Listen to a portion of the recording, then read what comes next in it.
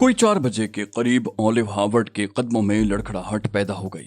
इससे पहले भी वो चलते हुए डगमगा रहा था, मगर अब लड़खड़ाहट नुमाया हो गई थी। मैं समझ गया कि अब वो मजीद ज्यादा देर नहीं चल सकेगा। मैंने उसे सहारा देते हुए कहा, खुद को संभालो ऑलिव हार्वर्ड। उसकी आवाज से शदीद नक्काहत जाहिर हो रही थी।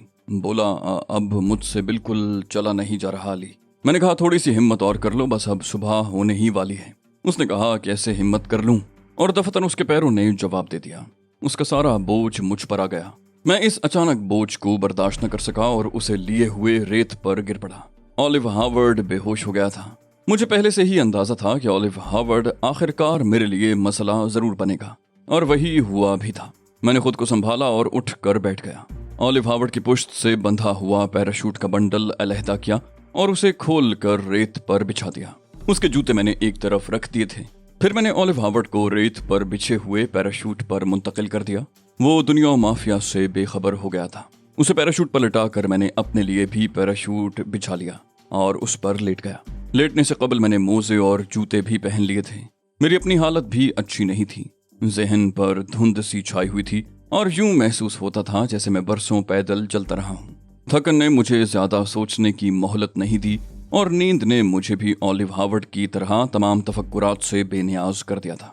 मेरी आंख इस एहसास के साथ खुली कि मेरे नजदीक कोई मौजूद है। मैंने हड़बड़ा कर उठने की कोशिश की तो पता चला कि पैराशूट बहुत बुरी तरह मेरे जिस्म के गिर्द लिपटा हुआ है। फौरी तौर पर मेरे जहन में यही ख्याल पैदा हुआ कि मैं फंस गया हूँ। मैंने जैसे तैसे खुद को पैराशूट से बाहर निकाला। सूरज तुलू हो चुका था, मगर उसकी किरणों में अभी तमाज़त पैदा नहीं हुई थी। मैंने अपने नजदीक खड़ी शख्सियत को देखा और मेरी आंखें खीरा हो गईं। वो एक हसीनो जमील दोशीज़ा थी जिसने अरब का लिबास ज़ेबतन कर रखा था। मुझे उठते हुए देखकर वो खौफजदा से अंदाज में पीछे हटी और आंखें पटपटा कर मुझे देखने लगी। फिर उसके लब खुले और खौफजदा सी आवाज बरामद हुई। तुम कौन हो? उसकी आवाज में इतनी नगमगी थी कि लम्हे भर को तो मैं जैसे खोकर रह गया। फिर अचानक मुझे जैसे होश आ गया। मुझे यूं लगा जैसे मैं कोई ख्वाब देख रहा हूँ, वरना इस लकुदक वीरान सहरा में किसी हसीनो जमील दोशीज़ा का क्या काम। मैंने चारों तरफ निगाह दौड़ाई। हर समत सहरा की रेत बिखरी हुई थी। मेरे बराबर ही ऑलिव हार्वर्ड ख्वाब खरगोश के मज़े लूट रहा था और सामने वो शोलाए ज्वाला मौजूद थी। मैंने घड़ी पर निगाह डाली। 6:45 बजे थे। मैं यकीनन कोई ख्वाब नहीं देख रहा था। हर चीज अपनी पूरी तफसील समेत मेरी निगाहों के सामने थी और ख्वाबों में जुजियात बहरहाल वाज़े नहीं हुआ करती। फिर ये सवाल था कि वो खूबरू दोशीज़ा कौन थी। जाहिर है वो आसमान से तो नहीं उतरी होगी, यकीनन कहीं न कहीं से आई होगी। उसकी सांवली रंगत बताती थी कि उसका ताल्लुक उसी सहरा से है। लेकिन जिन हालात से मैं दो चार था, उसके पेश नज़र मैं हर चीज को शक व शुबे की निगाह से देखने के लिए मजबूर था। यह भी मुमकिन था कि उसका ताल्लुक हमें तलाश करने वाली किसी पार्टी से रहा हो। वो लोग मुझे धोखे से घेर कर गिरफ्तार करना चाहते हों।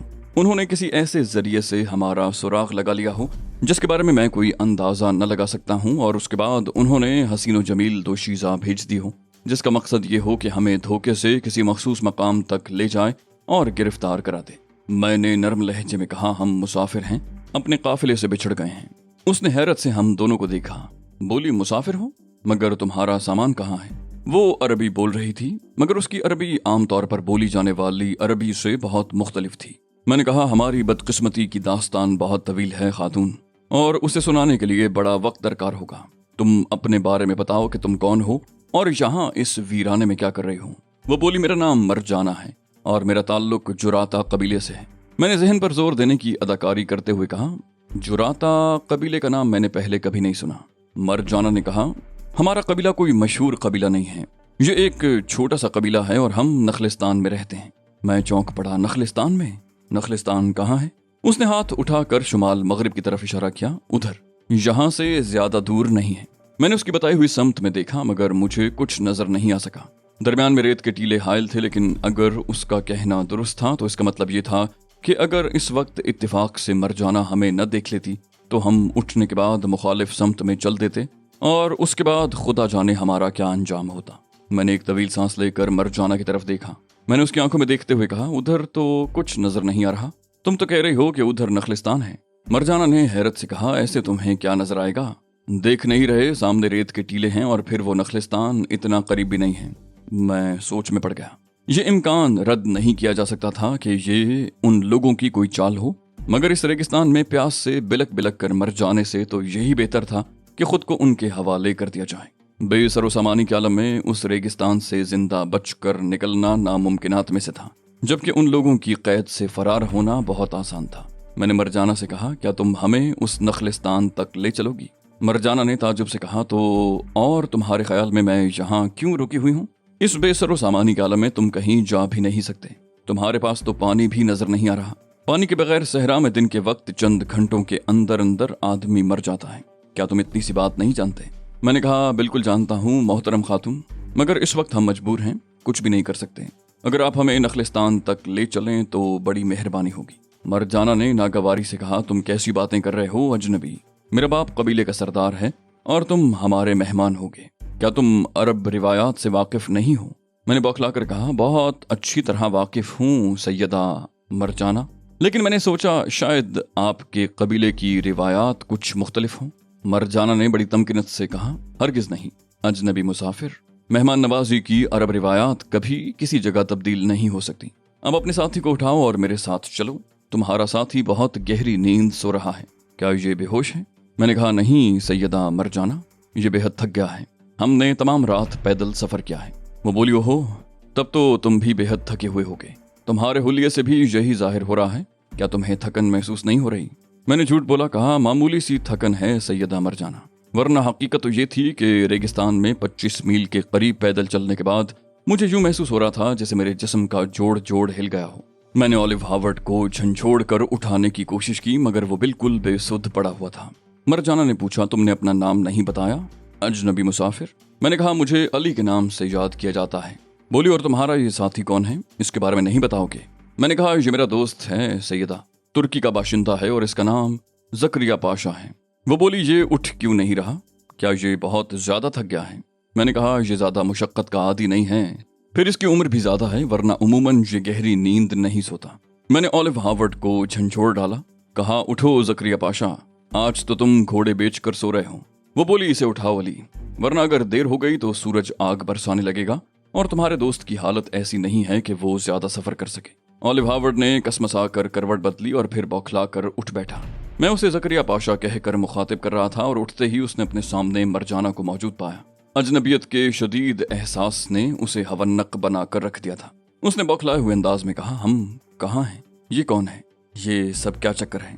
میں نے جلدی جلدی اولیو ہاورڈ سے کہا، تمہارا نام زکریا پاشا ہے، میں علی ہوں اور تم میرے دوست اور ترکی کے باشندے ہو۔ مرجانہ نے کہا، یہ تم کون سی زبان میں باتیں کر رہے ہو علی؟ ہم انگریزی میں گفتگو کر رہے تھے۔ بولی، کیا تمہارے دوست کو عربی نہیں آتی؟ میں نے کہا، نہیں سیدہ مرجانہ، اسے عربی نہیں آتی، جتنی عربی اسے آتی ہے وہ نہ آنے کے برابر ہی ہے۔ وہ بولی، یہ تو بڑے افسوس کی بات ہے، خیر تم اس سے کہو کہ یہ جلدی سے چلنے کے لیے تیار ہو جائے، زیادہ دیر انتظار نہیں کیا جا سکتا۔ اولیو ہاورڈ نے مجھ سے پوچھا، یہ کون ہے علی اور تم اس سے کیا باتیں کر رہے ہو؟ میں نے کہا، اس کے بیان کے مطابق یہ قریبی نخلستان کے ساتھ بسنے والے قبیلے جراتا کے سردار کی بیٹی ہے اور اس کا نام مرجانہ ہے۔ اولیو ہاورڈ نے پوچھا، اس کا قبیلہ یہاں سے کتنی دور ہے؟ میں نے کہا، اس کی باتوں سے میں نے اندازہ لگایا ہے کہ نخلستان 1-1.5 میل کے فاصلے پر تو ضرور ہوگا۔ اولیو ہاورڈ نے اپنے خشک ہونٹوں پر زبان پھیر کر کہا، صحرا میں اتنا فاصلہ بھی بہت ہوتا ہے علی۔ میں نے اسے گھورا، کہا، تم کیا کہنا چاہتے ہو؟ وہ بولا، یہ اس ویران جگہ پر اتنی دور کیا کرنے آئی ہے؟ میں نے کہا، ابھی مجھے اس سے اتنی باتیں کرنے کا موقع نہیں ملا۔ ہاورڈ بولا، تمہیں اس سے یہ بات ضرور معلوم کرنی چاہیے تھی علی۔ میں نے پوچھا، اس سے کیا فرق پڑتا ہے؟ ہاورڈ بولا، دیکھو نا، یہ بھی تو ممکن ہے کہ اس کا تعلق انہی لوگوں سے ہو اور ہم دوبارہ گرفتار ہو جائیں۔ میں نے تشویشناک لہجے میں کہا، یہ بات تو ہے، تو پھر یوں کرتے ہیں کہ اسے واپس کر دیتے ہیں۔ ہاورڈ بوکھلا گیا، بولا، کیا کہہ رہے ہو؟ اگر یہ واپس چلی گئی تو ہمارا کیا بنے گا؟ میں نے کہا، تم عجیب آدمی ہو اولیو ہاورڈ، خود ہی گرفتار ہونے کا خدشہ بھی ظاہر کرتے ہو اور خود ہی اس طرف سے بھی تشویش کا شکار ہو کہ اگر یہ واپس چلی گئی تو ہم کہاں جائیں گے؟ جلدی سے کسی فیصلے پر پہنچ کر مجھے مطلع کر دو، ظاہر ہے یہ تمام دن تو ہمارا انتظار نہیں کرتی رہے گی۔ مرجانہ نے کہا، تم لوگ کیا باتیں کرنے لگے؟ کیا تمہیں یہ احساس نہیں کہ سورج کی تمازت بڑھتی جا رہی ہے؟ میں نے کہا، دراصل میرے ساتھی بڑی نقاہت محسوس کر رہا ہے مرجانہ، کہہ رہا ہے کہ اسے چکر آ رہے ہیں، شاید اپنے پیروں پر نہ چل سکے۔ وہ بولی، سے کہو کہ ہمت کر کے چلنے کی کوشش کرے ورنہ زندگی سے ہاتھ دھو بیٹھے گا، کہیں اسے لو تو نہیں لگ گئی۔ میں نے کہا، میں اسے یہی سمجھانے کی کوشش کر رہا ہوں سیدہ۔ پھر اولیو ہاورڈ کی طرف متوجہ ہو گیا، کہا، تم نے کیا فیصلہ کیا اولیو ہاورڈ؟ وہ بولا، تمہارا کیا خیال ہے؟ اس نے جواب دینے کی بجائے الٹا مجھ سے ہی سوال کر ڈالا۔ मैंने कहा हमारे पास इसके सिवा कोई रास्ता ही नहीं है कि इसके साथ चले चलें, वरना हमारे लिए सहरा का हर रास्ता हलाकत की तरफ जाता है। हावर्ड ने तवील सांस लेकर कहा, तुम ठीक कह रहे हो अली, हमें इसके साथ जाना ही पड़ेगा, हम इसके लिए मजबूर हैं। मैंने कहा पैराशूट का बंडल बना लो और जूते पहनकर जल्दी से तैयार हो जाओ। ऑलिव हावर्ड के जिस्म में जैसे बिजली सी भर गई। उसने तैयारी करने में बहुत तेजी दिखाई। मरजाना ने कहा, तुम तो कह रहे थे कि तुम्हारा दोस्त नक्काहत महसूस कर रहा है, जबकि ऐसे काम करते देखकर यूं महसूस होता है जैसे इससे ज्यादा फुर्तीला आदमी कोई होगा ही नहीं। मैंने इसे धमकी दे दी थी सैयदा मरजाना कि अगर ये 2 मिनट के अंदर अंदर चलने के लिए तैयार न हो गया तो हम इसे छोड़कर चले जाएंगे। मरजाना हंस पड़ी। बड़ी खूबसूरत हंसी थी उसकी। मुझे यूं महसूस हुआ जैसे जल तरंग बज उठे हों और सहरा में बहार आ गई हो। बोली, तुम बहुत चालाक आदमी मालूम होते हो, इसे धमकी देने की क्या जरूरत थी, वो तो पहले ही लबे दम मालूम हो रहा है। मैंने कहा, इसकी जिंदगी बचाने के लिए ये धमकी बेहद जरूरी थी सैयदा, वरना इसकी जिंदगी खतरे में पड़ जाती। मरजाना ने मुझे बड़े गौर से देखा और मुस्कुरा कर रह गई। ऑलिव हावर्ड चलने के लिए तैयार हो गया था। मैंने भी पैराशूट का बंडल बनाकर कमर से बांध लिया। फिर कहा, चलें सैयदा मरजाना। मरजाना ने कहा, हाँ हाँ चलो, और हम उसके साथ रवाना हो गए। मुझे सख्त प्यास लग रही थी और हलक में कांटे पड़ते महसूस हो रहे थे, लेकिन मैंने अपने अंदाज से एहसास ना होने दिया, जबकि ऑलिव हावर्ड बार बार अपनी जबान होंठों पर फेर कर अपने होंठ तर करने की नाकाम कोशिश कर रहा था। मैंने मरजाना से कहा, अगर आप बुरा न माने तो आपसे एक ज़ाती सवाल कर लूं। मरजाना ने बावकार अंदाज में कहा, इजाजत है अली, मैं बुरा नहीं मानूंगी। मैंने कहा, आप अपने कबीले से इतनी दूर यहाँ क्या करने आई हैं? वो बोली, क्या इस सवाल का जवाब जरूरी है? मैंने महसूस किया कि उसके लहजे में हल्की सी उदासी थी। मैंने कहा, अगर कोई बहुत ही जाती बात है सैयदा तो मैं जवाब पर इसरार नहीं करूंगा। बोली, तुम हमारे मेहमान हो अली, और हम लोग मेहमानों को अपनी परेशानियों से दूर रखते हैं। मैंने कहा, अगर ऐसी कोई बात है तो मैं जवाब पर इसरार करूंगा। वो बोली, तुम मुसिर हो तो मैं तुम्हें बताए देती हूँ। दरअसल कुछ दिनों से हमारी बस्ती एक मुश्किल का शिकार है। सहराई कज़ाकों ने हमारा सुकून दरहम बरहम कर दिया है। मैंने कहा, क्या उन्होंने आपकी बस्ती पर हमला किया है सैयदा मरजाना? बोली, नहीं, हमें उनकी जानिब से बदस्तूर धमकियां मिल रही हैं। उन्होंने हमसे एक खती रकम का मुतालबा किया था जिसका बंदोबस्त करना हमारे लिए मुमकिन नहीं था। उन्होंने रकम की फराहमी के लिए हमें 2 बार मोहलत दी, मगर हम उनकी मतलूबा रकम का बंदोबस्त नहीं कर सके। उन्होंने हमें आखिरी बार 3 रोज की मोहलत दी थी जो आज शाम को खत्म हो रही है।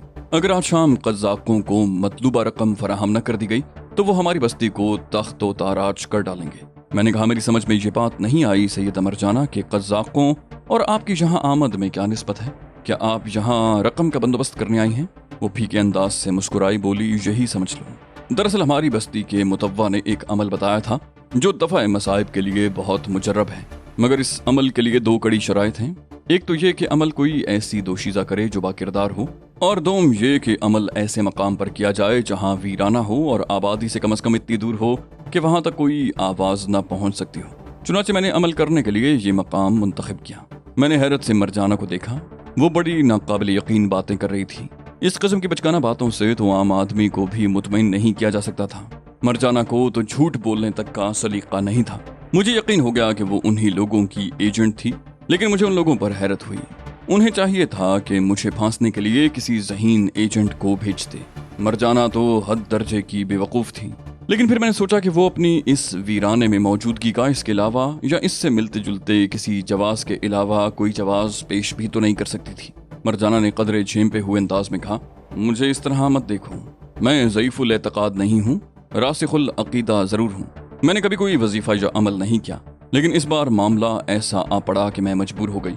अमल के लिए किसी बाकिरदार दोशीज़ा होने की शर्त ऐसी थी कि सरदार की बेटी होने के नाते मैंने इस अमल को करने की जिम्मेदारी अपने ऊपर महसूस की। मैंने एक तवील सांस ली। कहा, बड़े अजीब कज़ाक हैं सैयदा मरजाना, उन्हें तो लूट मार करके चले जाना चाहिए था। कज़ाक धमकियां तो नहीं दिया करते। बोली, शायद इसकी वजह यह हो कि हम बस्ती वालों के पास ज्यादा मालो मता नहीं है। यहाँ इस रेगिस्तान में हमारे ज़राए बेहद महदूद हैं। वो हमें इसलिए धमकियां दे रहे हैं कि हम अपने सारे ज़राए इस्तेमाल करके कहीं न कहीं से उनकी मतलूबा रकम का बंदोबस्त कर दें। मुझे यकीन है कि मतलूबा रकम मिलने के बाद भी वो बस्ती में लूट मार जरूर करेंगे। मैंने कहा, जब बस्ती वालों के ज़राए ही महदूद हैं तो वो रकम का बंदोबस्त कैसे कर सकेंगे? बोली, हमारी बस्ती के तमाम नौजवान शहरों में काम करते हैं। साल में एक आध बार जब वो यहाँ आते हैं तो अपने साथ ज़रूरियात की चीज़ें ले आते हैं। जाहिर है इस रेगिस्तान में रकम तो हमारे किसी काम नहीं आ सकती। बस्ती वालों का ख्याल है कि कज़्ज़ाक़ इस बात से वाकिफ हैं कि हमारे नौजवान शहरों में काम करते हैं, इसलिए उन्होंने हमें लूटने की बजाय धमकियां देने का सिलसिला शुरू कर दिया है कि हम लोग शहरों में मौजूद अपने नौजवानों के जरिए रकम का बंदोबस्त कर दें। अगर कज़्ज़ाक़ वैसे यहाँ लूट मार करेंगे तो उन्हें कोई फायदा नहीं होगा। मैं हैरान रह गया। मरजाना ने अचानक ही मंतकी अंदाज में मुदल्लल गुफ्तगू करना शुरू कर दी। उसकी बातों में वजन था और उन्हें रद्द करना आसान नहीं था। मैं ये फैसला नहीं कर पा रहा था कि वो झूठ बोल रही है या सच। उसके अंदाज में इतनी मासूमियत और बेसाख्तगी थी कि उस पर यकीन करने को ही जी चाहता था, लेकिन उसके झूठे या सच्चे होने की बहुत ज्यादा अहमियत थी भी नहीं। वो जो कुछ भी थी हमारे लिए तो फरिश्ता रहमत ही बनकर नाजिल हुई थी। वो हमारी गिरफ्तारी के ख्वाह लोगों की एजेंट साबित होती या सचमुच किसी कबीले के सरदार की बेटी निकलती, मुझे इससे कोई गरज रखनी भी नहीं चाहिए थी। कुछ ही देर के बाद हकीकत सामने आने वाली थी और इस जरा सी देर के लिए इस लायानी मसले में दिमाग सोजी करना अबस था। मैंने जहन से सारे ख्यालात झटक दिए। मरजाना कह रही थी, सुबह जब अमल पूरा करके मैं वापस हो रही थी तो मान मेरी निगाह तुम दोनों पर पड़ी। जज्बा तजस्सुस के हाथों मजबूर होकर मैं तुम्हारे नजदीक आई। तुम्हारी नींद पता नहीं कैसी है। जैसे ही मैं तुम्हारे नजदीक पहुंची तुम उठ गए। मैंने कहा, मैं बहुत कच्ची नींद सोने का आदी हूँ सैयदा मरजाना। बोली, अब ऐसी भी क्या कच्ची नींद कि आदमी हवा के झोंके से भी उठ जाए। जब तुम मेरी आहट पाकर उठ गए तो मैं डर गई। मुझे शुबा हुआ कि कहीं तुम लोगों का ताल्लुक उन्हीं कज़्ज़ाक़ों से ना हो। मैंने कहा, फिर ये शुबा दूर कैसे हुआ? मरजाना ने कहा, तुम्हारे हुलियों से। कज़्ज़ाक़ तो अलग से पहचाने जाते हैं। मैंने चुपते हुए लहजे में कहा, आपको कज़्ज़ाक़ों की बड़ी पहचान है सैयदा मरजाना? बोली, हाँ, सहराई बस्तियों में उनके हुलिये मशहूर हैं। वो बड़े कवियुल जुस्सा और होशमंद किस्म के लोग हैं। उनकी दाढ़ियां घनी और बेतरतीब हैं, रंग काले हैं और उनकी आंखों से सुर्खी और बुशरे से दरिंदगी झलकती है। इसके अलावा तुम्हारे पास कोई साजो सामान भी नहीं था। अगर तुम्हारा ताल्लुक उन कज़्ज़ाक़ों से होता तो कम से कम तुम्हारे पास सवारी के लिए ऊंट तो जरूर होते। मैं झुंझला गया। वो हर बात का माकूल जवाब दे रही थी, जबकि मैं उसे घेर लेने के दर पे था। शायद लाशऊरी तौर पर मैं इस बात का ख्वाह था कि आखिर में जब वो मुझे गिरफ्तार कराए तो मुझे ये एहसास न हो कि मैं एक लड़की के हाथों बेवकूफ़ बन गया। बेवकूफ़ बनने का एहसास तो वैसे ही बहुत तकलीफ-देह होता है। मुझ जैसे शख्स के लिए तो ये एहसास और भी ज़्यादा सुहाने रूह होता कि एक लड़की मुझे बेवकूफ़ बनाने में कामयाब हो गई। मैंने कहा, रेगिस्तान में पैदल सफ़र करना बहुत तकलीफ-देह होता है सैयदा मरजाना। आपने सवारी के लिए ऊँट क्यों ना इस्तेमाल किया? बोली, इससे अमल में खलल पड़ने का इम्कान था। ऊँट बिलबिलाना शुरू कर देता तो मैं उसे संभालती या वजीफा करती। मेरी झुंझलाहट में इजाफा हो गया। कमबख्त किसी सूरत गिरफ्त में नहीं आ रही थी। यूं मालूम होता था जैसे हर सवाल का जवाब उसकी नोके ज़बान पर रखा हुआ है। मुझे तस्लीम करना पड़ा कि वो एक ज़हीन एजेंट है। उसने बहुत ही कम वक्त में ये सारे झूठ दर झूठ घड़े होंगे। मैंने कहा, उन कज़्ज़ाक़ों के बारे में आपको कुछ और भी मालूम है सैयदा मरजाना? न चाहते हुए भी मेरा लहजा कुछ जारहाना हो गया। बोली, मुझे उनके बारे में कुछ ज्यादा तो नहीं मालूम, लेकिन ये कज़्ज़ाक़ पिछले 6 माह से इस रेगिस्तान में लूट मार का बाजार गर्म किए हुए हैं। इससे पहले भी कज़्ज़ाक़ हुआ करते थे, मगर वो इतने मुनज़्ज़म नहीं थे और कभी कभार किसी छोटे मोटे काफिले को लूट लेते थे। कोई नहीं बता सकता कि ये कज़्ज़ाक़ कहाँ से आए हैं। उनकी सरगर्मियां हद से ज्यादा बढ़ गई हैं और अब ये आलम हो गया है कि सहरा से गुजरने वाला कोई काफिला भी उनकी जद से महफूज नहीं। अब कोई छोटा काफिला सहरा से नहीं गुजरता, मगर ये कज़्ज़ाक़ इतने मुनज़्ज़म और जदीद असलहे से लैस हैं कि बड़े काफिले भी उनसे नहीं बच पाते। इन कज़्ज़ाक़ों ने सहराई बस्तियों को भी नहीं बख्शा। कबीला जुराता की आबादी शायद वो वाहिद आबादी है जो अभी तक उनकी दस्तबुर्द से महफूज रही थी, मगर अब उसके दिन भी पूरे हो गए। आज शाम उसकी किस्मत का फैसला भी हो जाएगा। मैं एक बार फिर शशोपंज में पड़ गया। जितनी रवानी से उसने मुझे ये सारी बातें बताई थीं, उनसे तो यही गुमान गुजरता था कि वो सच बोल रही है। मैंने पूछा, तो आपके कबीले के लोग रकम का बंदोबस्त नहीं कर सके सैयदा मरजाना? मरजाना ने उदासी से कहा, नहीं, हमने रकम का बंदोबस्त करने की कोशिश ही नहीं की। मैंने हैरान होकर कहा, क्यों? क्या आप लोगों को अपनी जानों और मालूमता से दिलचस्पी नहीं? तभी ओलिव हावर्ड ने नहीफ आवाज में पूछा, वो नखलिस्तान कब आएगा? मुझसे अब चला नहीं जा रहा। मैंने ओलिव हावर्ड की तरफ देखा। उसके होंठ फट गए थे और चेहरे पर स्याही दौड़ गई थी। उसकी हालत वाकई बेहद खराब थी, मगर उस वक्त उससे इजहार हमदर्दी करना ठीक नहीं था। वो वहीं ढेर हो जाता। लिहाजा मैंने बेरुखी से उससे कहा, अगर तुमसे चला नहीं जा रहा तो बैठ जाओ। मैं तो जल्द अज जल्द नखलिस्तान पहुंचकर खूब जी भर कर पानी पीना चाहता हूँ, लिहाजा मैं तुम्हारे साथ नहीं रुकूंगा। जब थकन उतर जाए तो तुम भी चले आना। हावर्ड बोला, इतनी बेमहरी तो न बरतो अली। मेरी हालत नहीं देख रहे, मैं बस गिरने ही वाला हूँ। मैंने कहा मुझे डिस्टर्ब मत करो, मैं बहुत ज़रूरी गुफ्तगू कर रहा हूँ। मैंने खुश्क लहजे में उससे कहा, फिर मरजाना की तरफ मुतवज्जे हो गया। हाँ तो सैयदा मरजाना, मैंने पूछा था आप लोगों ने रकम का बंदोबस्त क्यों नहीं किया? वो बोली, जब कज़ाकों की तरफ से पहली धमकी मौसूल हुई तो बस्ती के सारे लोगों ने मिलकर ये फैसला किया था कि उनका मुतालबा पूरा नहीं किया जाएगा। इस बात पर सभी मुत्तफिक थे कि मुतालबा पूरा होने के बाद भी कज़ाक लूट मार जरूर करेंगे। सूरज की तमाज़त में बड़ी तेजी से इजाफा हो रहा था। सहरा का दर्जा हरारत भी बढ़ता ही चला जा रहा था। अभी से लू चलना शुरू हो गई थी जो हमारी जिल्दों को झुलसाए दे रही थी। मैं तो शायद इस मौसम में भी चंद घंटे गुजार लेता, लेकिन ऑलिव हार्वर्ड शायद 1 घंटा भी न गुजार पाता।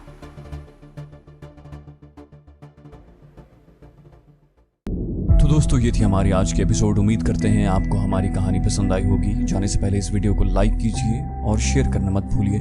कमेंट करके हमें बताइए कि आपको हमारी वीडियो कैसी लगी, और अगर अभी तक आपने इस चैनल को सब्सक्राइब नहीं किया तो इसे सब्सक्राइब कीजिए और बेल आइकन दबाकर ऑल नोटिफिकेशंस ऑन कर लीजिए।